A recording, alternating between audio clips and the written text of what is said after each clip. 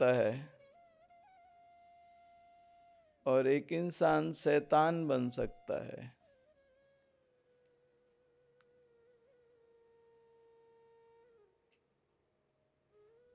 कर्मण्येवाधिकारस्ते,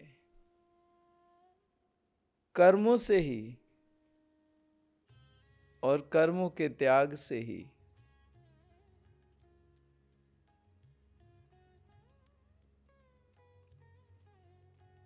एक संदेश आप सभी के लिए।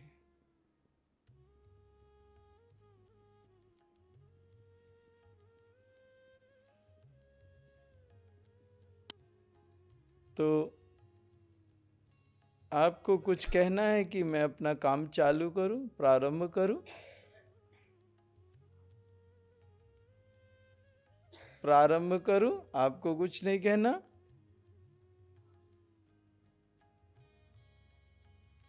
आप लोग बड़े अच्छे लोग हो। जी सर, बोलिए। आशीष 10th क्लास से नेगेटिविटी से जूझ रहा हूँ और मैं उसके लिए बहुत जगह भी गया। तो मैंने आपकी वीडियो देखी थी। तो पहले मेरे को लग रहा था कि सिर्फ आप ऐसे ध्यान ध्यान कराओगे, तो आपने एक को बोला था वीडियो में कि आप तत्वा में आ जाओ, तो मैं उसमें आपकी सारी नेगेटिविटी। मैं ऐसा कभी नहीं बोलता, मैं बोल के नहीं फंसता। मेरे शब्द बहुत, मैंने जो बोला था वही बोलो तुम।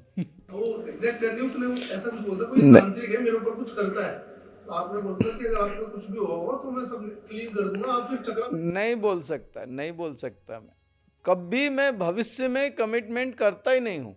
अपने शब्दों को, अपने अपने पैरों को अपने गले में कभी नहीं फंसाता।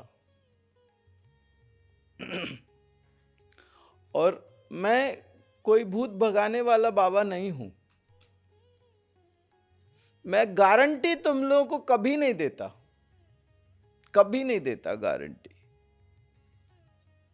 अगर मैं गारंटी देता हूं तो फिर मैं अपने अंदर उसको मैं भुलक्कड़ एक नंबर का हूं, बहुत जल्दी भूलता हूं। लेकिन अगर मैंने किसी को बोला मैं करके दूंगा, तो फिर मुझको वो अपनी मेमोरी में सेव करता हूं कि ये काम करना है। फिर मैं उसको भूलने की कोशिश नहीं करता। मैं भूत भगाने वाला बाबा नहीं हूं।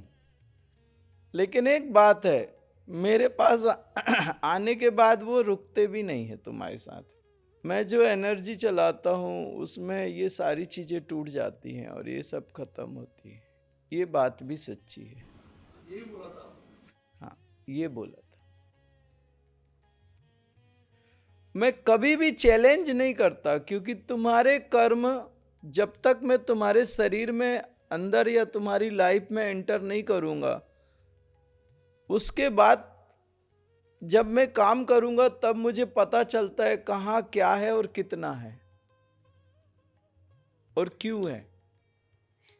जब तक मैं देख नहीं लूंगा तब तक मैं कोई गारंटी देता ही नहीं हूं,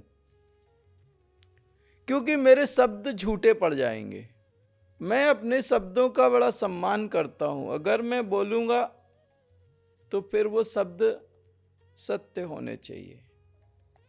एक्चुअल क्या होता है कि हम लोग जो ब्रह्मांड की जिन ऊर्जाओं से जुड़े होते हैं, उन ऊर्जाओं के साथ में वो बहुत ज़्यादा देर तक एडजस्ट नहीं कर सकते एंटिटीज या एंसिस्टर्स। वो धीरे धीरे क्या होता है कि उनको फिर अनकंफर्ट होने लगता है। वो एकदम से नए होते हैं तो तुरंत छोड़ के चले जाते हैं। अगर बहुत पुराने होते हैं तो वो जितना सहन कर सकते हैं उतना सहन करते हैं, लेकिन आखिरी में उनकी सहन शक्ति टूट जाती है और वो छोड़ के चले जाते हैं। और सेकंड इसका ये है कि पितृपक्ष अमावस्या आती है, तो उसमें जो सेशंस होते हैं एंटिटीज या एंसिस्टर्स का, उनको हम लोग असेंस करते हैं। तो सेकंड वो सिस्टमेटिक जो होता है वो एक अलग होता है। लेकिन मोस्टली ये चीज़ें, हाँ, अगर जब आप मेरे पास आए हो तो वो थोड़ी सी आपको ज़्यादा तकलीफ करेंगी या आने नहीं देंगी मेरे पास तक, या वो संघर्ष करना ज़्यादा चालू कर देती हैं। उस समय जो भी होता है, फिर अगर मेरे सामने हुआ तो मैं मैनेज कर देता हूँ, वो फिर असेंस करता हूँ। और कोई कुछ? प्रणाम गुरुजी। हाँ, मेरी सिस्टर उधर आई है, उन्होंने वो ज्वाइन किया और हम इधर घर से ऑनलाइन ज्वाइन किए हैं।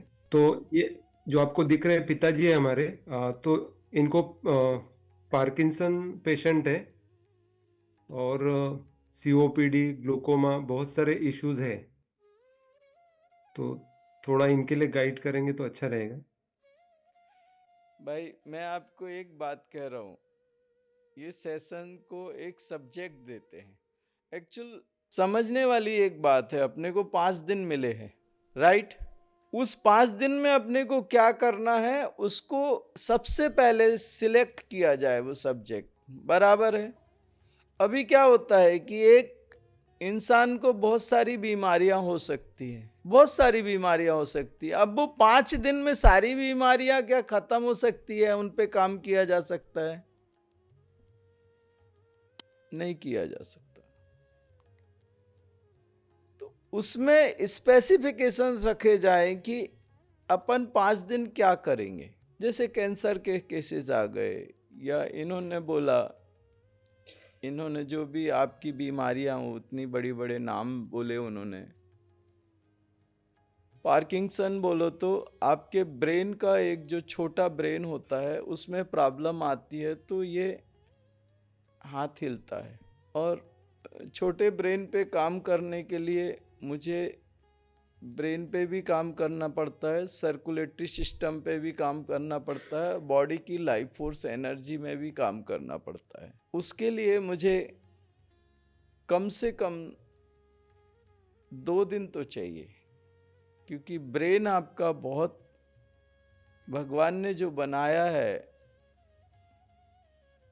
आपका जो मॉडर्न मेडिकल साइंस है वो तो ब्रेन को उस पे वो जाता ही नहीं है, वो उस पे काम ही नहीं करता, उसमें कुछ दिखता ही नहीं है। एक्चुअल उसके 46 डिवीजन्स होते हैं ब्रेन के, और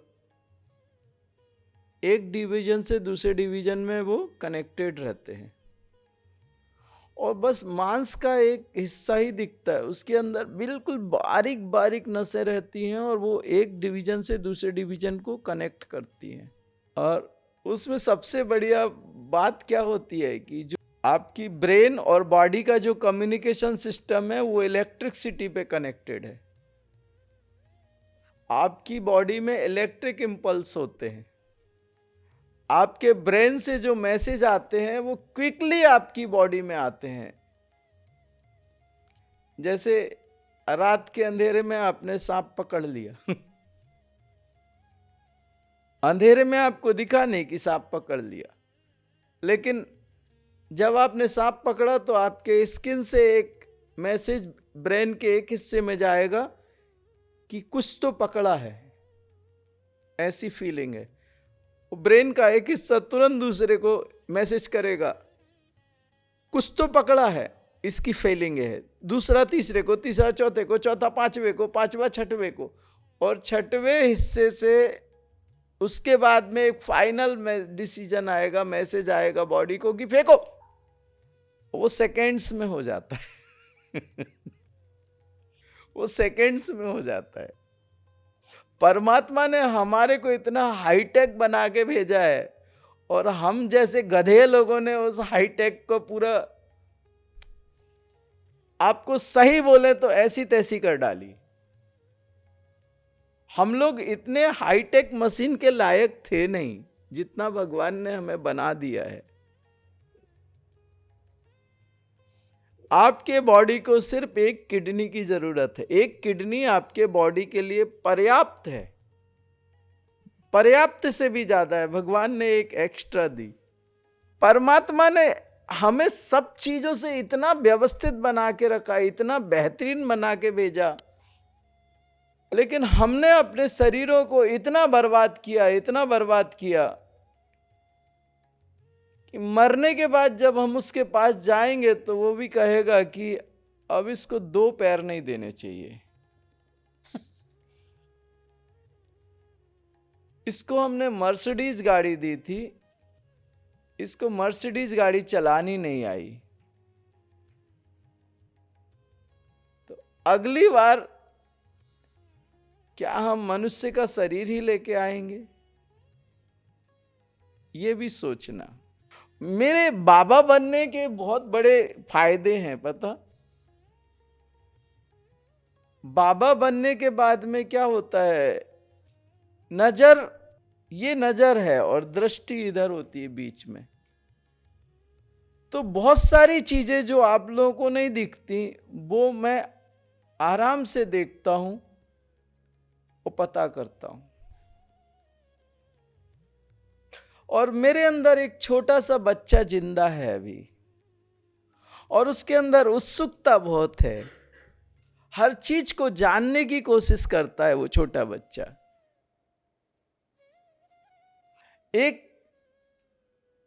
हर चीज के बारे में उसको एक दिलचस्पी है कि ये कैसे होता है, ये क्यों होता है, ये क्या होता है। आप सबसे सिर्फ, मैं जल्दबाजी में या प्रेशर में काम करना नहीं चाहता, क्योंकि आप छोटे से बच्चे को प्रेशर में कोई काम नहीं करा सकते। आप छोटे बच्चे को जब भी कोई काम करने को बोलोगे, उछलता कूदता खुशी से वो काम करेगा। हाँ, तो मैं भी वैसे ही करने वाला हूं। आप कहो ये भी कर दो, वो भी कर दो, वो भी कर दो, वो भी कर दो, वो भी कर दो, वो खिचड़ी नहीं बनानी मैंने इन लोगों को बोला है वेबसाइट में डालो एंजाइटी, डिप्रेशन और स्ट्रेस, मतलब यही सब्जेक्ट चलेंगे। इसके अलावा मैं जरूरत मुझे लगा कि करना चाहिए तो ही करूंगा, आप प्रेशराइज नहीं कर सकते मुझे। हाँ, इन 3 चीजों पे आप बोलो, मैं आपको बिल्कुल शांत करके देता हूं, बिल्कुल। मैंने अगर आपको 3 चीजों पे बुलाया है, एंजाइटी, स्ट्रेस और डिप्रेशन, तो आप जिस हद तक जाना चाहो उस हद तक बोलो, उससे भी आगे लेके जाऊंगा आपको। उसमें डाउट न मत करना, वो आप किसी भी लेवल तक जाने को बोलो, अनकॉन्शियस कर दूंगा तुम्हारे को, तुम खुद को भूल जाओगे, मैं इस लेवल तक ले जाऊं तुम्हें। तुम अपने शरीर को भूल जाओ, तुम्हें पता ही ना चले, तुम शून्य हो जाओ। स्ट्रेस, एंजाइटी, डिप्रेशन, ये सब मैं बिल्कुल ऐसे धो डालूंगा जैसे वॉशिंग मशीन में आप कपड़े धोते हो। उसका जिस चीज पे हमने आपको बुलाया है वो काम मैं आपको बेहतरीन करके दूंगा।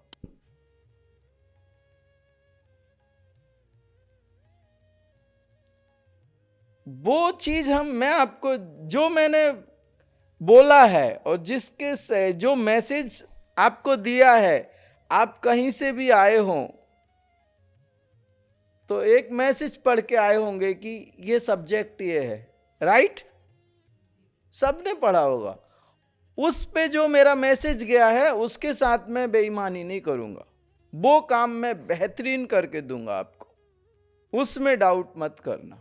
बाकी के दूसरे काम जब मेरा ये काम हो जाएगा उसके बाद अपन देखेंगे कि खाली समय में फिर हम आप जो बोलोगे वो देखेंगे कि कितना हो सकता है या क्या हो सकता है, वो बाद में सोचेंगे।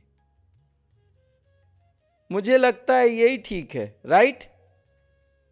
लेकिन मैं आपको इसमें एक चीज बताऊं, मैं डिप्रेशन, एंजाइटी और स्ट्रेस करते करते आपके शरीर के ऑर्गन्स में बहुत कुछ ऐसा कर दूंगा कि आप बहुत फिजिकली भी रिलैक्स होंगे।